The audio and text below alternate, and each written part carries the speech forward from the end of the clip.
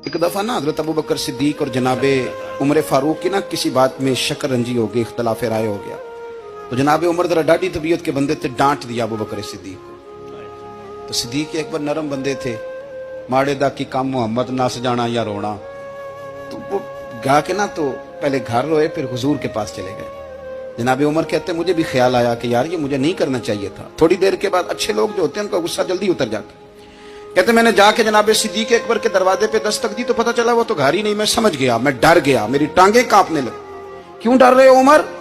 फरमाने लगे इसलिए डर रहा हूं कि अबू बकर जब अपने घर नहीं होते तो दरवाजा रसूल पे होता। सारी बात तो सुना दी होगी। फरमाते मैं नबी पाक की बारगाह में पहुंचा, सामने अबू बकर बैठे हैं, पुश्त मुबारक मेरे करीम रसूल की काबे की जानब, चेहरा सिद्दीक अकबर की जानब, दोनों की गर्दनें झुकी हुई।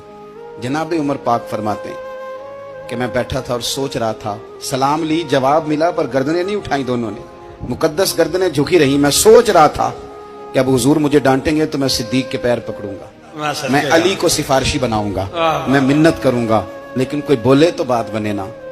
कहते जब देर हो गई, ये सुकूत भी बड़ा मुश्किल होता है। ओहो, अगर कभी वो चुप कर जाए तो ये भी बड़ा मसला है, महबूब भी चुप कर जाए। कहते मैं बड़ा परेशान हुआ, जब मेरा कलेजा मुंह को आया ना तो जनाबे उमर कहते मैं बोलने लगा तो आंसू मेरे पहले निकल गए।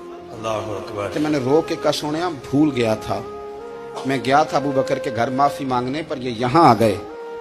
ये मेरे दोस्तों, इसमें मेरी तकरीर ना समझना, मेरे रसूल पाक के ये असल लफ्ज आपको किताब में मिलेंगे। आप तबक़ात इब्न साद उठा के देखें। जनाबे उमर कहते हैं मैंने अर्ज की हुजूर मैंने गलती समझ ली थी, मैं गया था अबू बकर के घर, हुजूर मैं भूल गया था।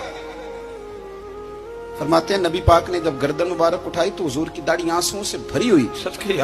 और लफ्ज क्या थे? फरमाया उमर तुम मेरी खातर मेरे अबू बकर को माफ नहीं कर सकते थे? अब बात को समझे, ये नहीं फरमाया अबू बकर ने गलती नहीं की, फरमाया छोड़ नहीं सकते थे, तुम मेरी वजह से मेरे साहब को छोड़ नहीं सकते थे। फिर हुजूर ने फरमाया उमर ये सारा मक्का तलवारें लेके मुझे कत्ल करने आता था, यार ये अकेला था, इसने खोल के बाजू कहा था कि जो हुजूर तक जाएगा मेरी लाश से गुजर के जाएगा।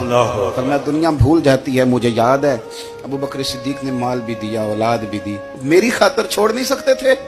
जनाब उमर कहते हैं मैं उसके बाद समझ गया कि मेरे मुस्तफा की रजा इसी में है कि अबू बकर को राजी रखा जाए। सुभान अल्लाह।